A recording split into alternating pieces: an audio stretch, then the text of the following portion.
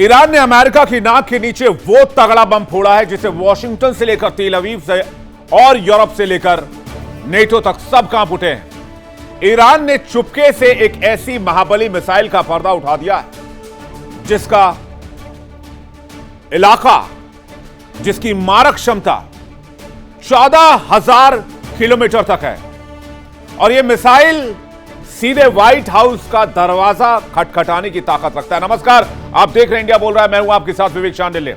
ईरानी संसद के 60% सांसद चीख रहे हैं नो समझौता, नो डील, सिर्फ और सिर्फ खामेनेई और सुलेमानी की मौत का बदला। इधर ईरान की मिसाइल अनवील हुई, उधर ट्रंप का बीपी और टेंशन दोनों बढ़ गया। 14,000 किलोमीटर की मारक क्षमता केवल इंटेल कॉन्टिनेंटल बैलिस्टिक मिसाइलों के पास होती है, जो इस दुनिया के हर एक कोने तक पहुंचने की ताकत रखती है। यह तकनीक केवल अमेरिका, रूस, चीन, फ्रांस और भारत जैसे चुनिंदा देशों के पास है। तो क्या IRGC का दावा हकीकत है, फसाना है या फिर मैक्सिमम प्रेशर वाली रणनीति है?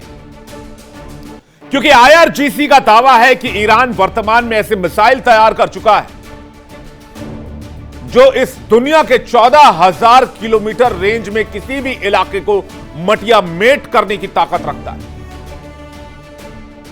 जानेंगे इस खबर के पीछे की हकीकत, यह भी बताएंगे ईरान के इस मिसाइल की जद में कौन कौन है और अमेरिका से लेकर इजराइल तक क्या प्लानिंग शुरू हो गई है और इस दावे की पुष्टि क्या रशिया ने भी कर दी है। मिडिल ईस्ट के विध्वंसक आग में एक ऐसी खबर ईरान की तरफ से आ रही है जिसे सुनकर सुपर पावर अमेरिका के होश उड़ सकते हैं।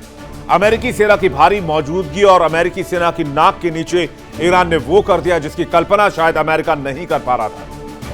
कहते हैं ईरान ने एक ऐसा कारनामा किया है जिससे वॉशिंगटन की रातें हराम हो गई है और तेल अवीव का दिमाग खराब हो गया है। आपको एक तस्वीर दिखा रहे हैं, ईरान के महाबली की तस्वीर। दावा किया जा रहा है कि जंग के इस महासंकट के बीच ईरान ने परमाणु हथियार ले जाने में सक्षम एक बैलिस्टिक मिसाइल का अनावरण किया है जिसकी मारक क्षमता पूरे ग्लोबल ऑर्डर को हिला देगी। खुफिया रिपोर्ट्स की माने तो इसकी अनुमानित रेंज लगभग 14,000 किलोमीटर है और इसको ईरान की सड़कों पर दिखाया गया है। IRGC ने बाकायदा इस वीडियो को जारी किया है और रशियन न्यूज एजेंसी ने इस खबर की पुष्टि भी की है। अगर यह खबर सही है तो इस मिसाइल की रेंज में व्हाइट हाउस भी है। जैसे खामेनेई के महल पर बम गिराया गया, वैसे ही आज की तारीख में अगर इस बैलिस्टिक मिसाइल को ईरान ने तैयार कर लिया है तो वो व्हाइट हाउस को मटिया मेट कर सकता है, समीदोज कर सकता है। और एक बात साफ है, ईरान पर चाहे कितनी भी अमेरिका पाबंदियां लगा ले, कितनी भी एयर स्ट्राइक कर ले, ईरान अपने परमाणु प्रोग्राम से पीछे नहीं हटेगा। तेहरान ने कूटनीति के सारे कागजात फाड़कर डस्टबिन में डाल दिया।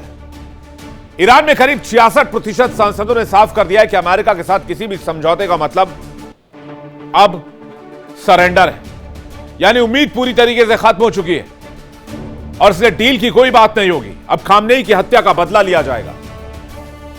ईरान के इस महाबली के रेंज में, जैसा कि ईरान का दावा है, जैसा कि रशियन मीडिया स्पुतनिक का क्लेम है, आपको बताते हैं कौन कौन से देश इसमें आ सकते हैं। तेहरान से USA तकरीबन 10,500 किलोमीटर की दूरी पर है। यह जो मैप आप देख रहे हैं, हालांकि पहले भी यह मैप आप देख रहे थे जो यहां पर स्क्रीन पर आपको दिख रही थी, यह नक्शा जो दिख रहा था आपको। अगर आप तेहरान से USA की दूरी देखेंगे तो 10,500 किलोमीटर है। तेहरान से यूरोप की दूरी 3,000 से 5,000 किलोमीटर है। अगर आप यूरोप जाएंगे, लंदन, पेरिस, बर्लिन, मॉस्को, तो ये दूरी 3,500 किलोमीटर। और अगर आप भारत, चीन, रूस, जापान, सऊदी अरब, पाकिस्तान की बात करेंगे तो ये तकरीबन 1,000 से 8,000 किलोमीटर के दायरे में है। तेहरान से अफ्रीका की दूरी तकरीबन 8,000 किलोमीटर के दायरे में, कायरा से लेकर जोहान्सबर्ग तक। तेहरान से ऑस्ट्रेलिया की दूरी 11,000 से 12,000 किलोमीटर तक है। सिडनी और मेलबर्न जैसे शहर भी इसके जद में आते हैं। इस महाबली मिसाइल की खबर सामने आते ही जाहिर सी बात है अमेरिका की चैन की नींद तो खत्म हो चुकी होगी और यही वजह है कि अमेरिका के हमले ताबड़तोड़ जारी हैं कि ईरान को संभलने का मौका नहीं मिला। अमेरिकी जनरल्स की मीटिंगें खत्म होने का नाम नहीं ले रही। जो ट्रंप अब तक सैंक्शंस, धमकियों का खेल खेल रहे थे, अब इस मिसाइल की खबर सामने आने के बाद उनके समीकरण थोड़े बिगड़े हुए नजर आ रहे हैं। बातचीत करने के लिए मेहमानों का एक बड़ा पैनल हमारे साथ जुड़ रहा है। लेफ्टिनेंट जनरल संजय कुलकर्णी हमारे साथ जुड़ रहे हैं, बहुत स्वागत है सर आपका। विंग कमांडर आलोक साहब हमारे साथ जुड़ रहे हैं, बहुत स्वागत है आपका। भारत बरई हमारे साथ जुड़ रहे हैं, जियो पॉलिटिकल एक्सपर्ट अमेरिका से लाइव, बहुत स्वागत है आपका। इमरान खोकर हमारे साथ जुड़ रहे हैं, ईरान मामलों के जानकार, बहुत स्वागत है आपका। पहला सवाल कुलकर्णी सर इस्माइल कर रहे हैं, बहुत स्वागत है सर आपका।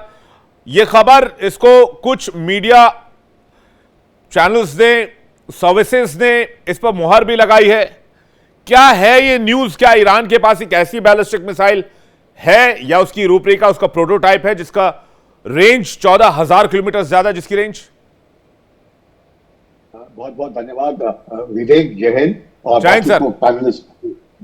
नमस्कार।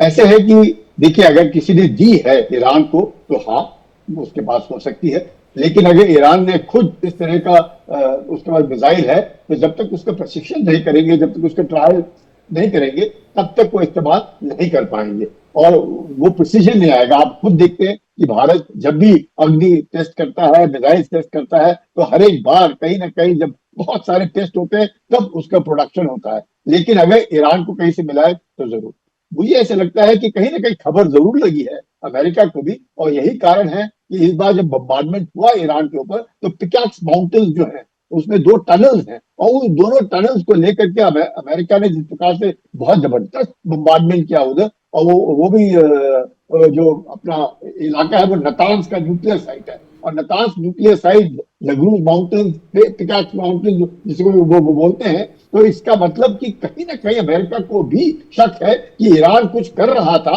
और उससे इसीलिए उन्होंने उस इलाके को बम्बार्डमेंट किया, चाहे मिलिट्री टारगेट जरूर अमेरिका ने बॉम्ब किए। तो कहीं ना कहीं अगर इस तरह की क्षमता ईरान के पास है और या उसने खुद बनाई है या किसी ने दी है, मुझे लगता है जरूर, इसमें कोई शक नहीं, पूरे विश्व को अब विश्व हिल जाएगा, क्योंकि ईरान जो है इस्तेमाल करेगा। क्योंकि अगर ईरान के सर के ऊपर से पानी बह गया है, ईरान के पास अभी तक सिर्फ 1500 किलोमीटर था, उसने अटेम्प्ट किया देवगा गासिया तक, तो वो देवगा गासिया तक मिसाइल नहीं पहुंची, पर अगर अचानक जो 14,000 किलोमीटर की हम बात कर रहे हैं, कहीं ना कहीं शक भी होता है कि ऐसे अचानक नहीं आ सकते इस तरह के मिसाइल, या अंदर सभी कोई दे उनको, और एक ही अगर मिसाइल है तो डेफिनेटली किसी ने उनको दी होगी, क्योंकि वो खुद मतलब टेक्नोलॉजी किसी ने दी हो सकती हो तब ये मिसाइल बनाई गई हो। आलोक जी का क्या मानना है, चूंकि आलोक जी बहुत रिसर्च करते रहते हैं और ईरान के मामलों पे तो बहुत बारीकी नजर बनाए हुए आलोक जी इन दिनों। विवेक जी नमस्कार, thank you and good evening to all the को पैनलिस्ट। देखिए, कुलकर्णी सर ने जो बात बोली है बिल्कुल सही बोली है कि अगर उन्होंने परीक्षण नहीं किया है तो इसका मतलब उनको कहीं से मिला है, या अगर नहीं मिला है, इन्होंने खुद बनाया है तो परीक्षण नहीं किया है। जब परीक्षण नहीं किया है तो उसकी सटीकता कैसे आप बता सकते हैं कि कितनी दूर जा सकती है, क्या कर सकती है, कामयाब होगी भी कि नहीं होगी।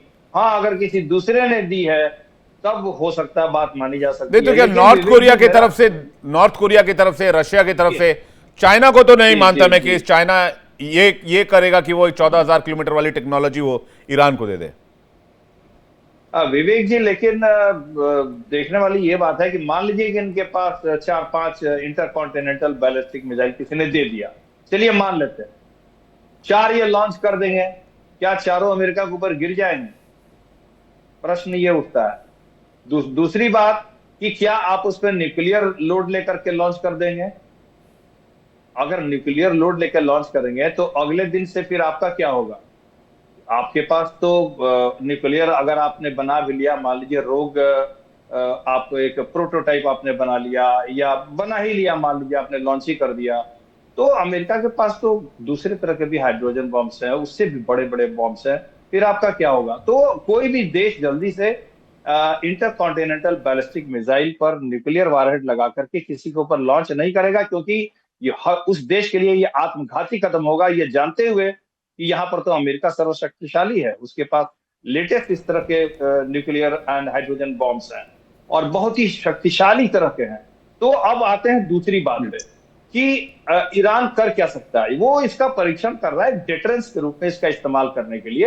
हाँ, आप देखिएगा युद्ध के पहले भी, जब ये 40 दिनों का युद्ध हुआ था उसके पहले भी एक ऐसी खबर आई है कि ईरान ने एक परीक्षण किया था, और ये खबर आई थी कि इंटरकॉन्टिनेंटल बैलिस्टिक मिसाइल का उसने परीक्षण किया है, लेकिन बहुत कुछ बातें उसमें साफ नहीं उभर के सामने आई थी।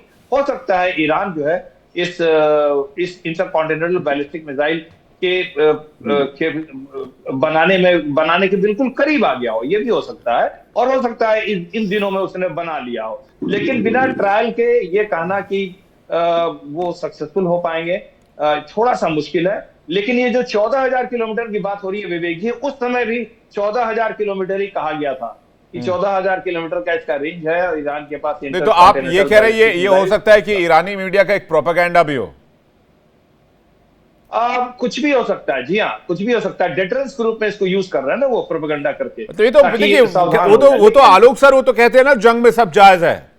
महाभारत में जब अश्वत्थामा मारा गया तो ये थोड़ी पता था कि अश्वत्थामा भीष्मपितामह का बेटा मारा गया या वो हाथी का नाम था अश्वत्थामा जिसको मार गिराया गया था, लेकिन नुकसान तो हो गया। जी विवेक जी, देखिए हथियार होना और हथियार के इस्तेमाल करने में बहुत अंतर होता है। हाँ। आप देखिए अमेरिका के पास क्या क्या हथियार है, उसके पास मिनटमैन है, उसके पास हाइड्रोजन बम है, उसके पास तरह तरह के न्यूक्लियर बॉम्ब है, क्या वो इस्तेमाल कर रहा है? नहीं कर रहा।